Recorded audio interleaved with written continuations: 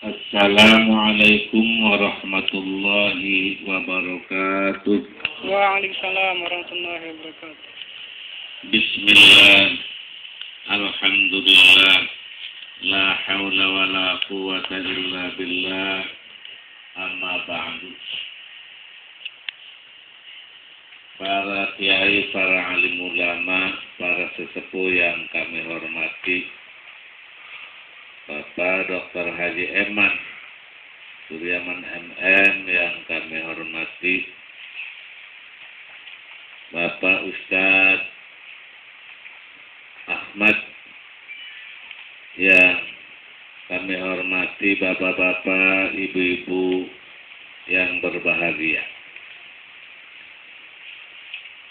Alhamdulillah, pada malam yang berbahagia ini kita semua masih mendapatkan kenikmatan dari Allah Subhanahu wa Ta'ala berupa nikmat iman, Islam, nikmat sehat badan, akal dan pikiran, nikmat diberikan usia yang panjang, sehingga pada malam ini kita semua dapat bersilaturahmi di rumah Bapak Dr. Haji Eman Suryaman MM dalam rangka pengajian rutin yasinan, dan juga pada malam ini sekaligus dengan halal bihalal.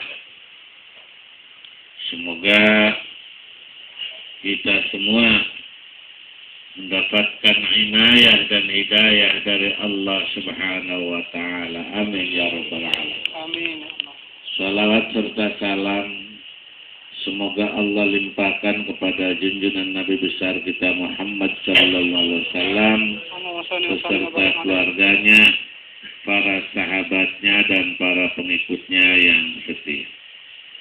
Bapak-bapak, ibu-ibu hadirin yang berbahagia, sebagaimana biasa, acara pada malam ini adalah pertama pembukaan. Yang kedua, sepatah kata dari Bapak Dr. Haji Eman dalam rangka halal bihalal. Yang ketiga, tausiah yang akan disampaikan oleh Ustadz Ahmad. Maka untuk mengawali acara pada malam ini, mari kita sama-sama untuk mengucapkan Bismillahirrahmanirrahim. Selanjutnya adalah sepatah kata dari Bapak Dr. Haji Eman Suryaman. Padanya dipersilahkan.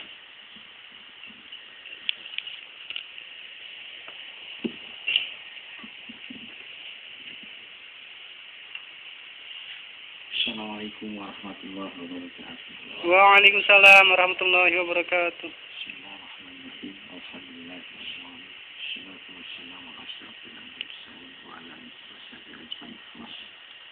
Al-Karaman, para kiai dan sepuh, khusus yang kami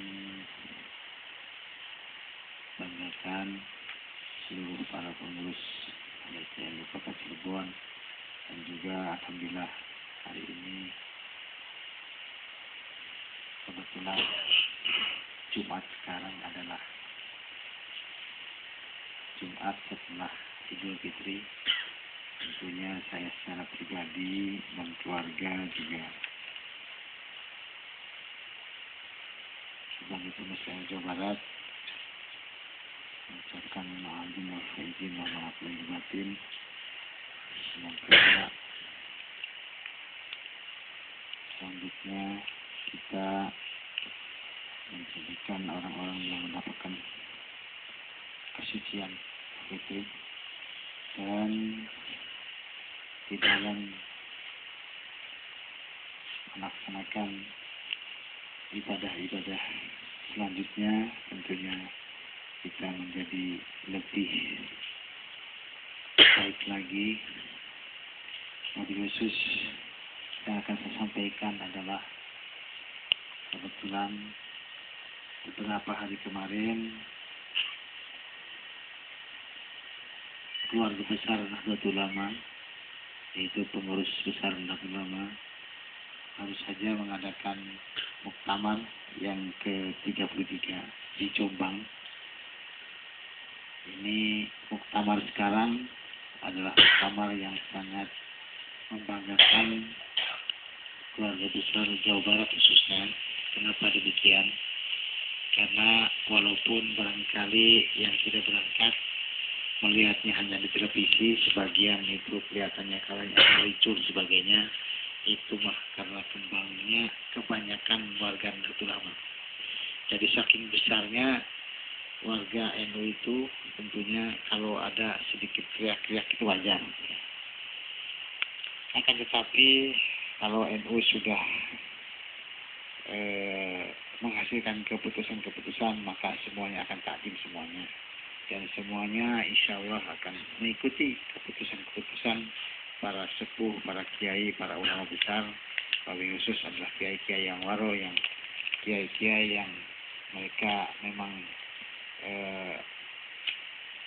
mendapatkan predikat kiai-kiai ahwa ya kiai-kiai yang sudah ditunjuk oleh para kiai-kiai lainnya untuk memusyawarahkan bagaimana keputusan-keputusan besar daripada Nahdlatul Ulama.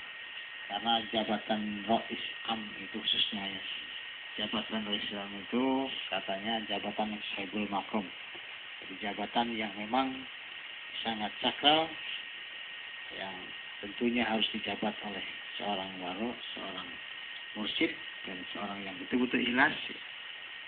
Ini dan orang yang tidak menginginkan jabatan. Jadi kalau Rais Am, jabatan Rais Am ada dalam hatinya, ketek dalam hatinya ingin jadi Rais Am, itu sudah batal. Katanya itu.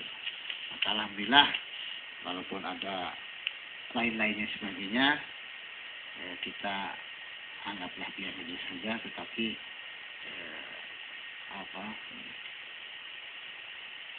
kegiatan-kegiatan yang dipandang barangkali agak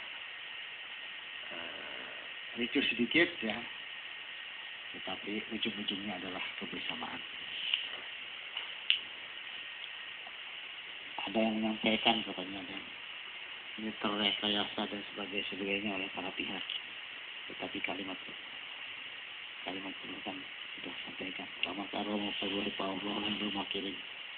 Boleh manusia itu merekayasa, tapi rekayasa di Allah ini lebih hebat kan.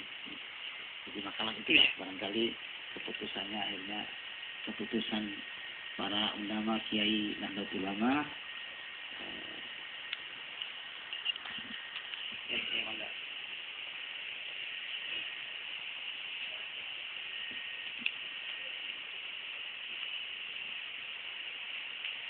Saya kebetulan di samping sebagai ketua Parlemen Jawa Barat kemarin di sana mengikuti rapat ahwa ya, yaitu dari 9 kiai yang rapat hadir di sana.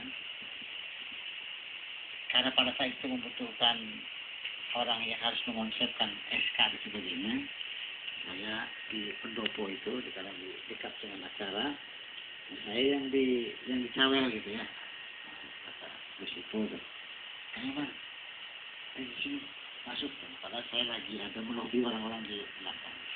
Yang dalamnya di Istiwa Hinatul, saya masuk ke dalam, ternyata kiai meminta untuk mengonsepkan hasil daripada keputusan-keputusan yang akan disampaikan kepada sidang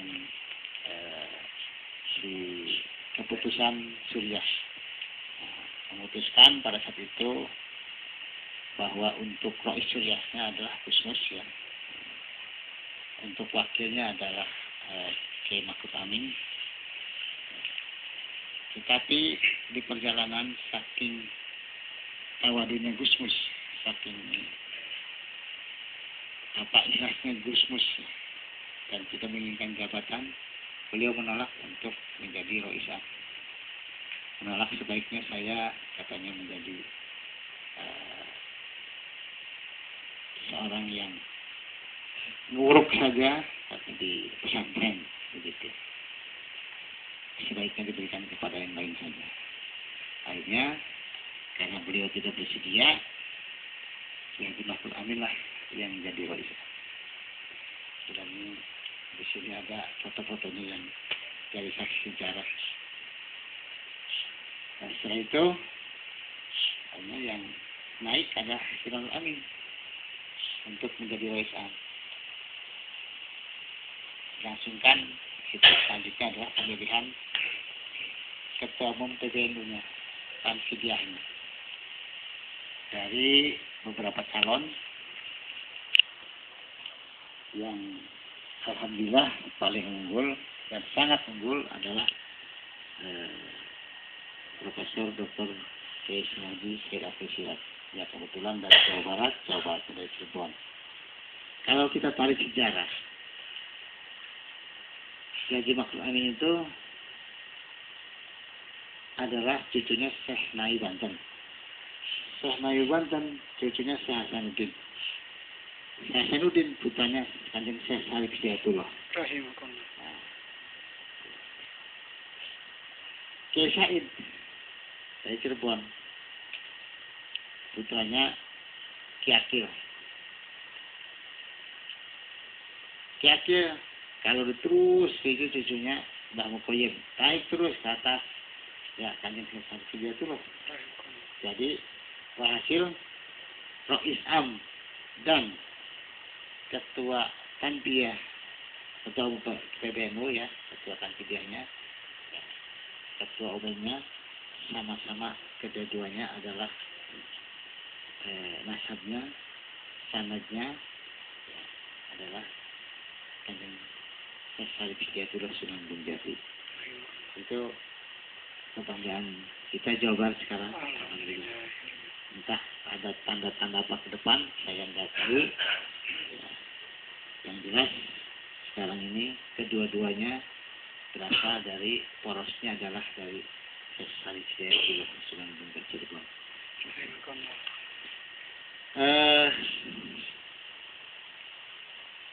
Kepengurusan masih demisioner keseluruhan, tetapi baru terpilih ketua Rois Am sama ketua umum PBNU, dan dalam waktu dekat insya Allah kita akan menyusun di sana. Mudah-mudahan susunannya bisa memberikan keterwakilan dari berbagai daerah dan depan memajukan Nahdlatul Ulama. Dan proses dan program-programnya adalah yang kemarin sangat menarik dan menjadikan kisah itu terangkat adalah ketika menyampaikan program-program pendidikan. Nah, bahwa pendidikan di Nahdlatul Ulama sekarang ini, dan ini terutama yang sangat meningkat itu di wilayah Jawa Barat ya, itu dirasakan setiap MBC sampai MBC bahkan ranting ini memiliki pendidikan. Nah, baik itu PAUD-nya, TK-nya, SD ataupun MD ataupun Sanawiyah, SMP, Aliyah, SMA, SMK, itu sudah ada di tingkat MBC sudah ada, dan banyak sekali, dan termasuk khususnya di Jawa Barat. Dan ketika mengangkat perguruan tinggi sudah 172 sekolah tinggi ya, perguruan tinggi. Yang universitasnya adalah sudah 24 universitas Nahdlatul Ulama. Ini yang membuktikan bahwa Said sudah sukses selama 5 tahun khususnya di bidang pendidikannya. Makanya ketika disampaikan itu semua mengangkat jempol semua. Dan alhamdulillah Universitas Nahdlatul Ulama yang pertamanya, UNU yang pertamanya adalah di Jawa Barat dan di Cirebon. Dan kesan itu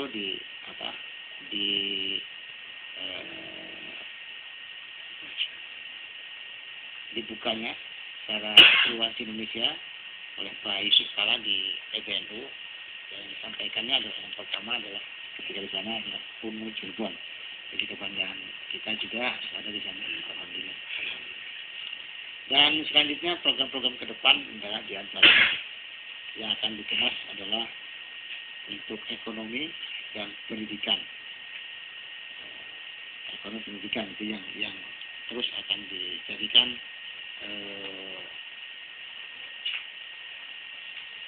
konsep besar 100 abad PBNU, ya. 100 abad Nahdlatul Ulama. Ini nanti mungkin dalam munasnya akan dibahas khusus. Untuk itu saya sampaikan, mari tentunya khususnya di wilayah Cirebon sebagai orang-orang NU yang notabene kalau disampaikan di tingkat wilayah lain bahwa kisah itu asalnya dari Cirebon. Nah, Cirebon itu tentunya tidak hanya kabupaten, ada kota, Kuningan, dan Indramayu, Majalengka. Maka saya beberapa hari kemarin sudah menyiapkan pesantren-pesantrennya. Bagi pesantren yang tanahnya lebih dari 2000 meter, bangunannya lebih dari 2000 meter, itu ada program solarsialisasi. Pesantrennya itu kapnya dikupas, kentengnya diganti oleh solarsialisasi. Jadi pesantren tidak lagi membayar listrik.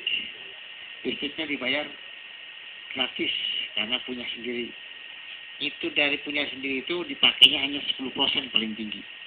90%-nya adalah nanti dijual kepada PLN. Jadi 90% dijual ke PLN. Kenapa? Karena berlebih dari hasil. Jadi saya itu listrik yang dihasilkan melalui matahari, pemanasan matahari ya. Tapi tempatnya harus agak luas ya, harus ada kurang lebih 2000 meter. Punya pakaian ditambah lagi nih 20 meter. Minimal 20 meter, syukur-syukur bisa lebih ya. Semakin banyak, semakin kentengnya itu semakin luas. Nah kalau punya semua bisa tuh, bisa sama di sekolahan ya. Bisa. Itu nanti sisanya akan dijual kepada PLN. Uangnya kemana nanti sisanya setelah dijual ke PLN? Uangnya adalah 50% untuk pesantren ataupun sekolah-sekolah milik NU. 50%-nya untuk mengembalikan investasi. Karena uangnya dana dari investasi. Itu pun tidak sepanjangnya, tetapi sampai kurang lebih 4-5 tahun lunas. Ya. Jadi kita keuntungan lunas ya kembali. Tetapi karena kerjasamanya adalah dengan PBNU dan TNU, nanti ada sebagian disisihkan untuk PB-nya berapa, PW-nya berapa, PP-nya berapa. Supaya PBNU-nya jangan proposal terus gitu. Jadi ada penghasilan gitu ya. Ada beberapa pesantren ada beberapa pendidikan punya kita yang bisa kelola untuk bisa dipasang solarisasi itu. Dan selanjutnya kepada warga NU yang baru S2 mau S3 sekarang akhir harus ada program-program untuk kuliah beasiswa. Ini program nanti bisa diakses ini dari lewat Kementerian Agama dan lewat Kementerian Pendidikan Tinggi. Ya kepada yang muda-muda silakan mau S2 mau S3. Kalau untuk S2 ke luar negeri juga bisa ya. Ini sekarang ini dari UNU ada berangkatkan 5 orang itu untuk ke Cina. 5 orang. Tapi ya, kalau di Cina pendidikan agama nggak ada sih. Negara Islam punya nggak ada. Itu yang ada teknik kelembatan itu terus ekonomi, komputer dan sebagainya ada di sana. Pendidikan yang sifatnya non agama. Ya. Tapi kalau pendidikan agama sebagainya itu di Kementerian Agama. Termasuk manajemen pendidikan sebagainya. Saya kira demikian rasa syukur kita yang mendalam atas kesuksesan, kesejukan dan keberhasilan muktamar kemarin. Mudah-mudahan ini menjadikan Indonesia semakin maju lewat kiprahnya Nahdlatul Ulama di dunia karena kita punya konsep Islam Nusantara. Islam Nusantara itu bukan Islamnya itu harus bukan Islam Nusantara tuh ada spesialisasi Islam yang tidak sama dengan Islam yang lainnya, sama gitu ya, bahwa kita tetap Al-Quran, hadis, ijma, qiyas dan sebagainya kita pakai, tetapi konsep Islam Nusantara itu adalah konsep yang rahmatan lil alamin, konsep yang menghargai budaya ataupun kaidah-kaidah yang ada di negeri ini, seperti kehidupan sehari-hari sebelum sebelum Nusantara ini belum ada agama Islam. Tentunya ada budaya-budaya lokal ini yang diangkat menjadi Islami. Contohnya ada 7 bulan dengan konsepnya Islami, ada 4 bulanan, ada bahasa apa kalau 4 bulanan tuh ya, itu kan acaranya di Islami. Acara nadanan pakainya selawatan gitu kan ya, nadanan gitu, selawatan, ada yasin dan sebagainya. Itu begitu. Jadi budaya yang tetap dihargai, tetapi bagaimana sepanjang tidak berbenturan dengan syar'i daripada Islamnya, itu kita pakai. Itu diantaranya lah. Nah, mengedepankan itu berarti mengedepankan kepentingan seluruh konsep daripada perbedaan-perbedaan. Kelebihannya di Indonesia itu, makanya Indonesia walaupun sukunya beratus-ratus suku, pulau-pulaunya sampai 13 pulau, ini alhamdulillah damai. Di Arab sukunya paling berapa suku ya, budayanya juga bisa kita hitung. Terus itu kayak di mana, di Irak, terus di mana deh yang yang perangnya lama sekali tuh, Libya di mana gitu ya, itu kan hampir Sunni ya, tetapi mereka perang terus gitu. Kenapa? Karena tidak adanya mengedepankan karakter budaya masing-masing, tidak saling menghargai di situ. Itulah hanya mereka merasa rasa kesukuannya semakin tinggi. Saya kira demikian dari saya. Mudah-mudahan ke depan kita lebih baik lagi, dan mohon juga kita majukan. Kita di Cirebon ada punya TK, punya SMK NU juga ada, itu majukan. Terus ada Universitas Nahdlatul Ulama, ada juga sekolah-sekolah tinggi punya NU. Ini agar juga di support oleh kita. Mudah-mudahan ini bagian daripada perjuangan. Wassalamualaikum warahmatullahi wabarakatuh. Waalaikumsalam warahmatullahi wabarakatuh. Pak Arif dosen baru di UNO. Satu lagi mantunya siapa? Abu Maskur. Ya, itu. Tausiah akan disampaikan oleh Ustaz Ahmad